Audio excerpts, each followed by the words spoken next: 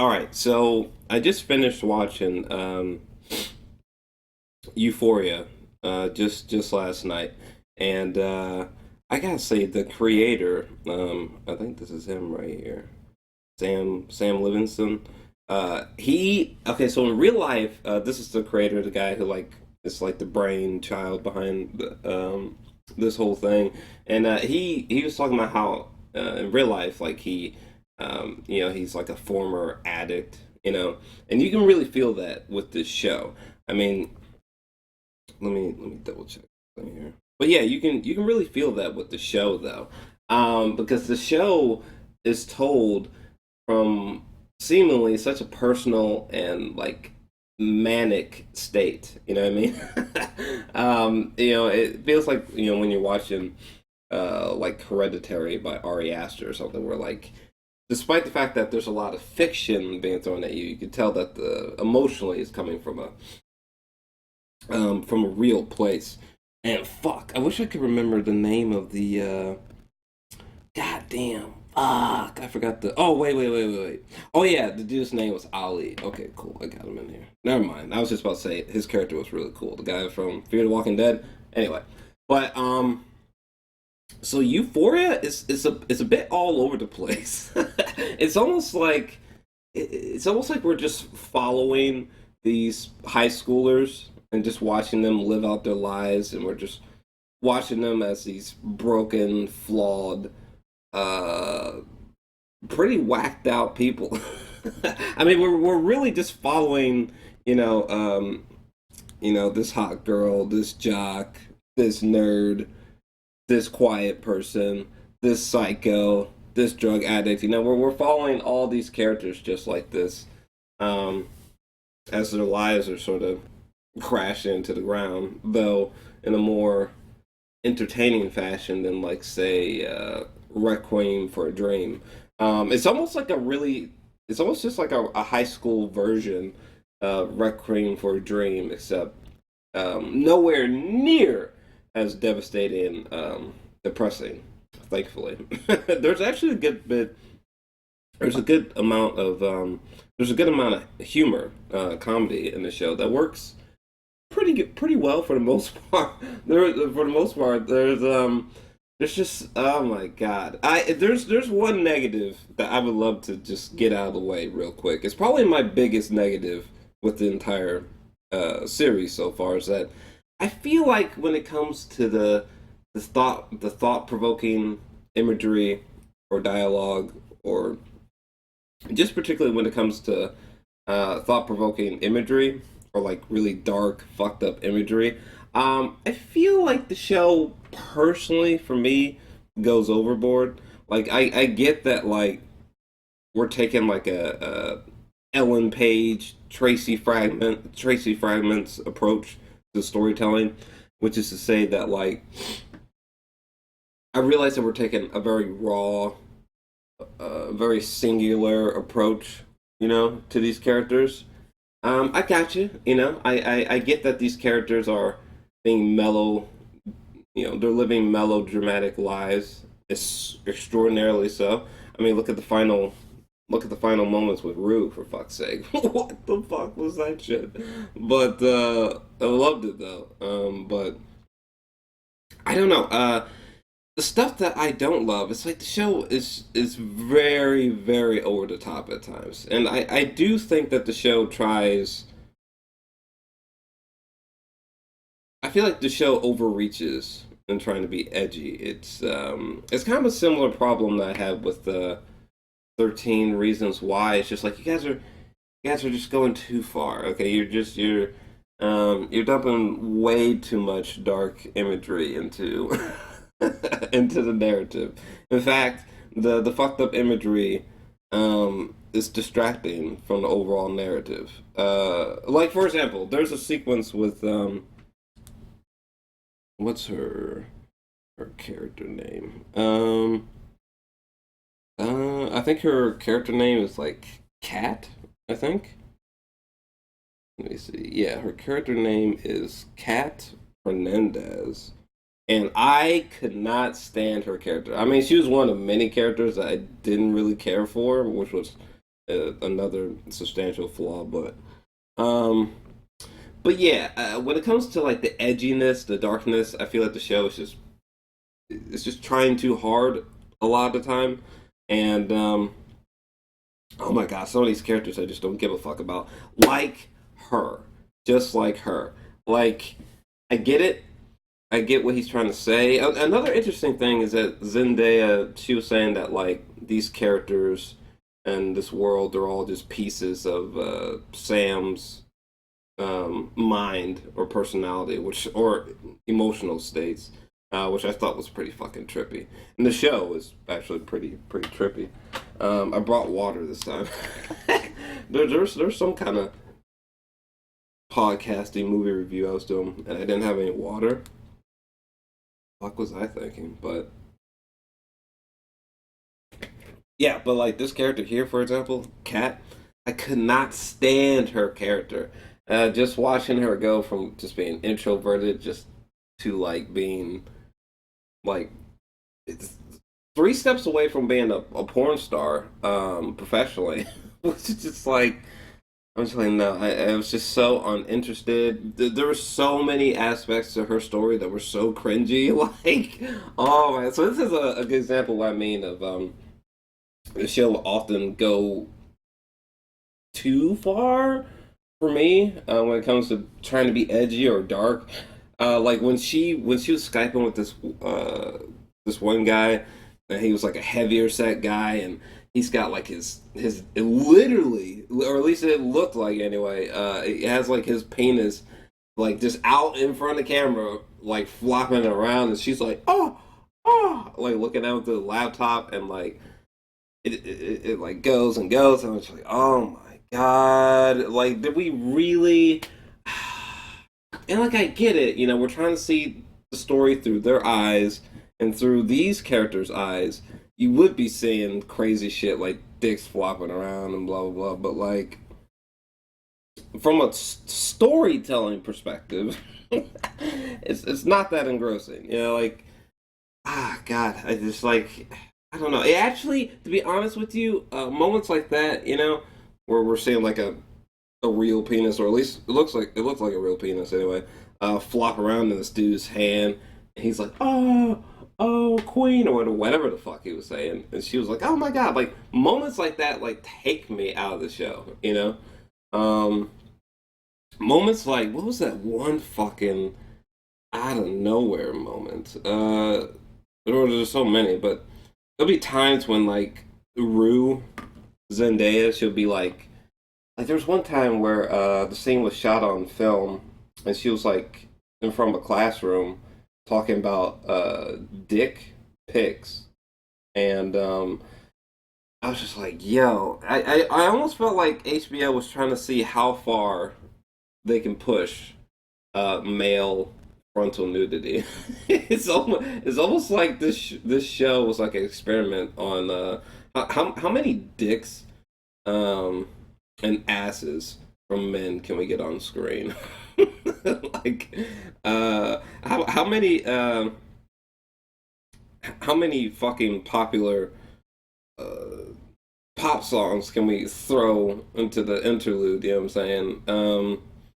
I don't know. It was just very it was just very in your face a lot in a way in terms of dark imagery. It's very in your face in a way that just felt like I feel like we could have went a different route with some of this imagery. I don't know that I really needed a scene with that dude like flopping his penis all around. I really don't know that we really needed to see extended scenes of Cal Jacobs fucking fucking the shit out of Jules. Like, oh my god! Like, there's a rape scene. There's a rape scene in David Fincher's The Girl with the Dragon Tattoo. You know what I'm saying? It's like imagine seeing that rape sequence like over and over and over again throughout the film.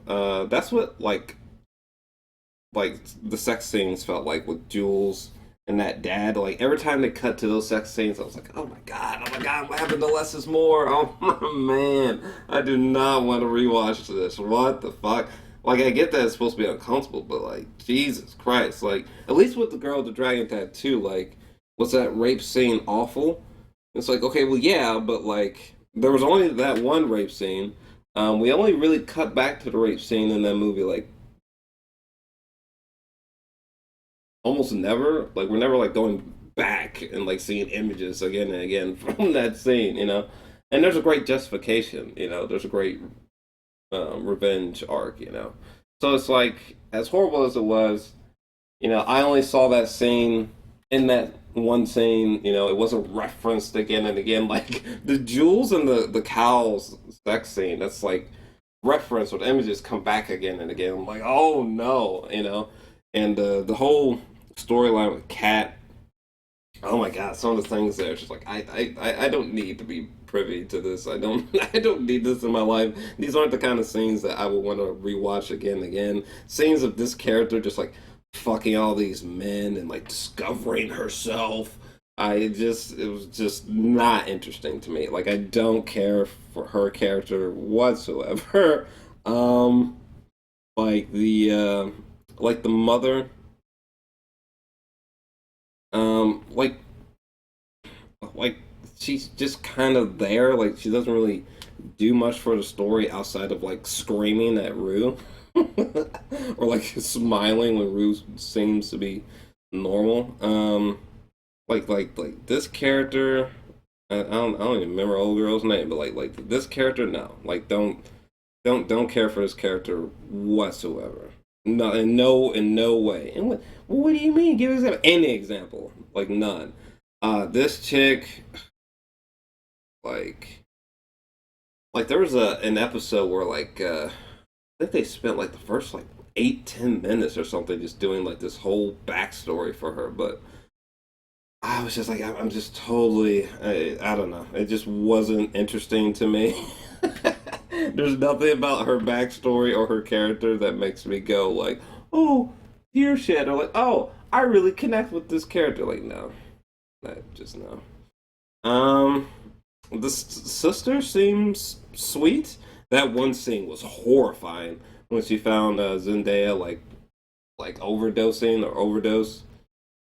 And then like some time goes by and she sees Rue at the hospital and she's like okay, and like Rue's dancing down the hallway like I know you see me overdose, but everything's fine. And it's like, man, Rue, ain't worried. But yeah, like the sister, she's sweet, but I don't care about her. Jules, I go back and forth. I like Jules. I'm not like crazy about her. I think I really just love the actress's performance as Rue more than Rue or blah, blah, blah. This character Jules. Don't really care about Jules the character that much, but the performance from the actress for Jules is outstanding. Hunter, she did such a fantastic job. Yeah, I think I like her performance more than her character. I think is what I was trying to say. But I mean, the romance is sweet between her and Zendaya. Is pretty sweet. By the way, I know I'm going all over the place, but that's just my reviews, okay? But especially for something like this or some story to talk about, I don't understand how. Anyway, different conversation. But anyways, like the first episode was a 10 out of 10. I think it's the only episode that I rated that high. I just felt like the episode one was just perfect. Particularly with the ending, with that gorgeous song and you know, Rue and Jules in bed, and there's this great camera shot that like pans over the bed. You know. By the way, that's another thing. The cinematography and the camera work is outstanding. The blocking, the the smooth movements of the camera, these like crazy one take shots. You know, there was one insane moment. There's one insane moment with Nate Jacobs and his girlfriend, where like the camera is like swimming around them while they're like holding each other in their arms, and they're excuse me, they're coming like face to face and shit. Like, yeah, there's some fantastic. There was one moment where Rue was just walking through like a upside down room. You know what I mean? Like, and it looked practical. Like, looked like something out of Inception. The ending with the music video, which I think is like a real song in real life. Apparently, it's not like just like some song, some fictional song made for this fictional world. Like I think it's like a real life song from Zendaya. But anyway, the ending where like we just the story just becomes a music video, and we're seeing Rue climb on top of all those people, and the music is reaching this like this fever pitch, and then like she just like falls, and then you hear that voice that's like, until then. That gave me fucking goosebumps, okay? Like, at first, with the music video at the ending, I was like, once again, I feel like we're going really over the top in a bad way. It's like what? Now there's gonna be like musical type of episodes. Oh fuck, I don't know about all this, but anyway, it was actually unintentionally funny watching Zendaya just start singing and like breaking the fourth wall and singing, and the way that they were like throwing her skinny ass body around, I was just like, all right, this is not the ending. This is the ending we're going with. It. Okay, okay, but I gotta say though, when she was climbing those stacks of people, and she was using like arms as like like hand railing and um yeah, when she falls at the end and then it just cuts out, I was like, yo, I'm so excited to see a season two. There has to be a season two, but very curious, very curious. Um, but man, I think they just push it too far with the fucked up imagery, though. They just be taking it too far. And again, oh my god. I mean, if you feel that your story needs to show male frontal nudity, I mean, okay, but like for example, that one scene with Kyle Jacobs where like he's naked and like he was like putting his dick into like a condom or something, and like he goes and he's just like brutally fucking Jules, like stuff like that. Just no, I don't need scenes. I don't need scenes like that in my life. Sorry. Like this is not a show I would want to. This is not a show I would want to rewatch anytime soon. There might be moments in this show that I might want to rewatch. Like I thought that Zendaya. Let me see here. What's old dude's name? Zendaya and the dude that played Nate. His real life name is Jacob Elordi, but yeah. So Jacob and Zendaya, I thought they were easily the best actors on this show, and I'm kind of torn between who gave the better performance. I think I'm gonna give a slight edge to Zendaya. Um, but yeah, they were like their performances were the best. Like Zendaya, she was just so. I mean, there's like physical comedy, like in the first episode when they were showing her drugged out riding bikes and crashing, or like there's moments where like Ali is checking her. He's talking about pancakes, and he's talking about how he knows that she's been lying to those people in those AA meetings.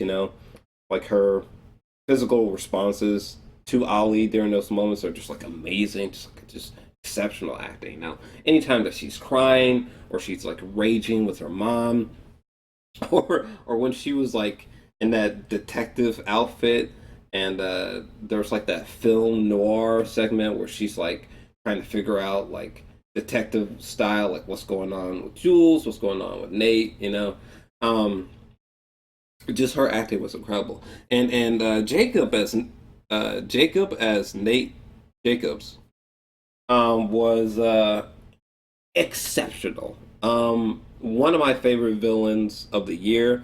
I actually just watched an interview with the real life guy who plays Nate Jacobs, and the difference was stunning. Like in real life, he's just like this extremely soft spoken Australian, very fidgety, seems very shy, introverted. And when you watch the show, he looks just like a different person as Nate Jacobs. Like as Nate, he's just monstrous.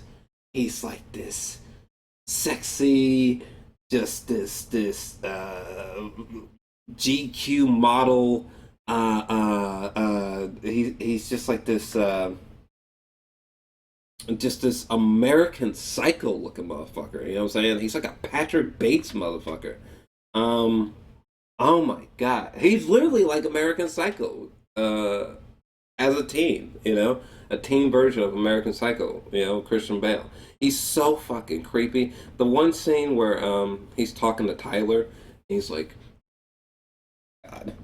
He's doing some interesting things acting wise, like the placement of his lips, and it's a whole thing. But like when he was talking to Tyler, he's like raped her, and Tyler when he's just beating Tyler senseless, and just hearing Tyler like pleading, like please don't hurt me, was so fucking disturbing.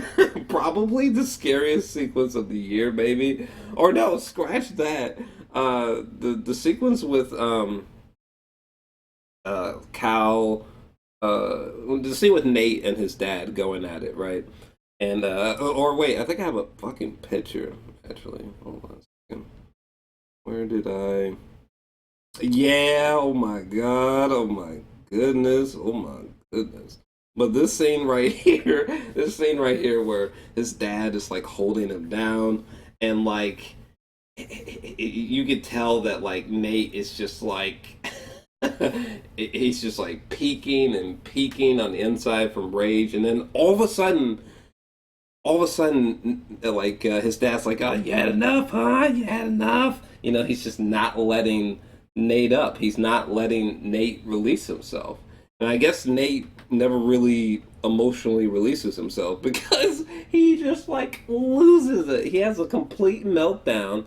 He like reverts back to being a angry toddler or some shit because out of nowhere, his dad is holding him so long, and Nate's been getting so angry and so angry that he literally just snaps, and Nate is just like, and he's just like uncontrollably banging his head on the ground and freaks his dad out. And his dad runs out. Let me tell you something. That scene disturbed me so hard to my core. It's hard to articulate. It's almost like that one character on Hereditary who was so frightened that they were like, "Mommy, mommy," it was just like his performance. I just spit, but his performance was outstanding. Yeah, it's a tie. It's a tie. I can't really tell who did better, Zendaya or this dude, because this dude really dug deep for this character. Like the fact that like our final moments with Nate are him just losing his mind like that are so fucking disturbing. Um, there's a lot. There's actually a considerable amount of disturbing scenes in this show. A lot of them are sexual. Sexual. What was that one dude? That one character, Chris McKay. I think I have a picture of him. Where's my boy at? Yeah, this dude. Like his girlfriend didn't care about her character arc at all. His story, I didn't care about his story at all. Their relationship, it just wasn't for me. It wasn't the most entertaining. It just wasn't really that entertaining to me. Watching these characters was just like, when you're watching like a horror film and you're watching characters, and you're like, oh my god, just make different choices because like, oh my god, you're all gonna just get stabbed tonight by Michael Myers. When you're watching like a slasher film and you're watching the cast and you're just like, just do the. It's like you can't even fully connect with them because like their decisions are just gonna destroy them. That's what it's like watching these two. I just can't take them seriously. But like that one scene where he was just like in this room and those guys came in and just like raped him. Well, I don't know if they raped him, but they just like had him naked, and they were naked too, I think, or something, and they were like recording him, and they forced him to like be on his back, and like they were like humping on his ass and shit. It was really fucking weird and disturbing and embarrassing. I was just like, what the fuck? I just scenes like that. Nah, I'm good on that, fam. I like if you're one of those people who are like, "Oh, what are you talking about? Low replay value?" But I've already rewatched Euphoria five times this weekend. That's great. I mean, if you love this show, it's fantastic. There's a lot to love about this show for sure, but I'm not crazy about the show. All right, I think the show is extremely manic. Every time we get to those scenes where it says Euphoria, and they'll just let a song. It'll be like the title card. It'll say Euphoria, and they'll just play a song, and they'll just let it play for like 30, 40 seconds or whatever the fuck it is. And it's just like really obnoxious. Like they had this one Drake song playing, and I was like, okay, guys, like I get it. Let's play the show. Like, come on, going a little bit too over the top for my taste. Um, is there anything else I can really say about this show? Uh, like characters I don't care about, like Ethan. Like his little relationship with Kat is cute, but come on, like I don't care about his character. Daniel, no, I don't care about these characters.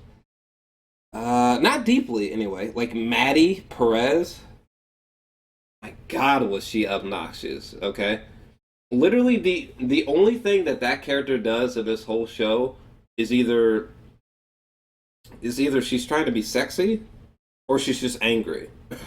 Like that's her character this whole show. Um, Fresco, played by August Cloud. Yo, I'm not sure what's going on with this dude's performance, but like this motherfucker was so convincing as this drug dealer that like I'm convinced that this is just a real life drug dealer that they just found on the streets that they were like, hey, you want to come record Euphoria? Like because this dude is so he is so convincing as this drug dealer is almost unnatural. Like what the fuck happened there?